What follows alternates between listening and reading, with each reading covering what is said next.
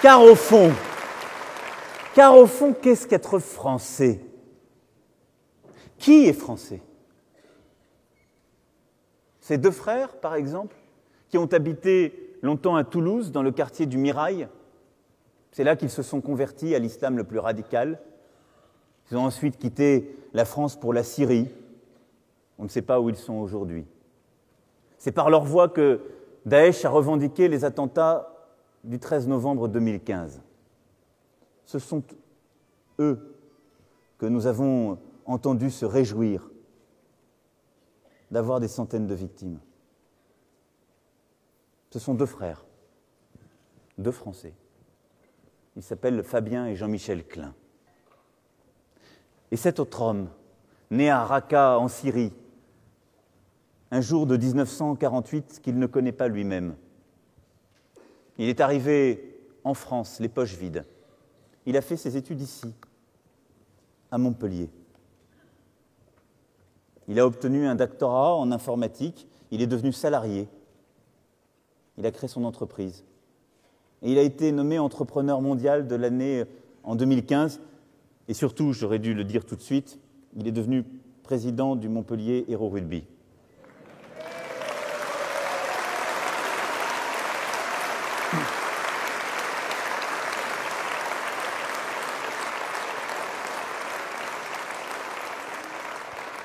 Son nom est Moed Altrad et il est aujourd'hui français.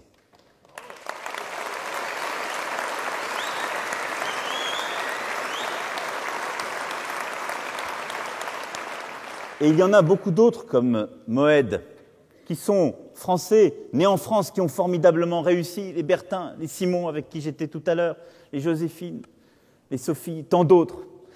Mais pourquoi deux enfants passés par l'école de la République sont-ils devenus des terroristes, tandis qu'un Syrien débarqué en France sans rien est-il aujourd'hui l'un des plus beaux modèles de réussite de notre pays?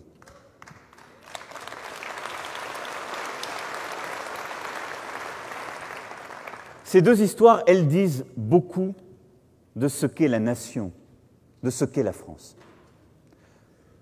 On peut naître en France, être français, avoir passé toute son enfance à l'école de la République, avoir bénéficié de notre mode de vie, de notre modèle social, et haïr la France, détester ce qu'elle incarne, détester les personnes qui nous entourent et avec qui l'on a grandi, au point de vouloir les détruire.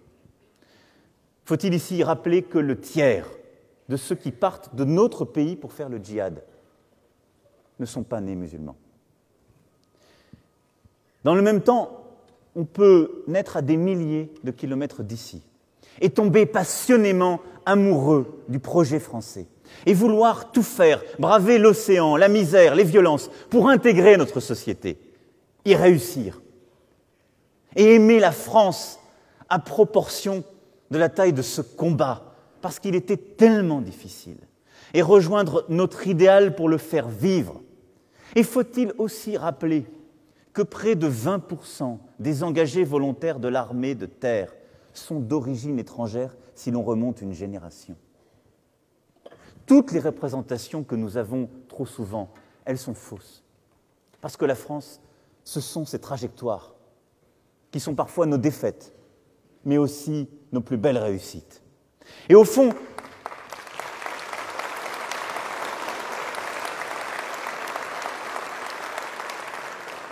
ces histoires, ces exemples prouvent clairement une chose. La France, ça n'est pas une identité fixe, fermée, repliée sur un passé fantasmé. La France n'est pas non plus une idée à laquelle on songe de manière abstraite. La France, c'est une volonté. C'est notre volonté. Et il n'y a que ça qui la tient.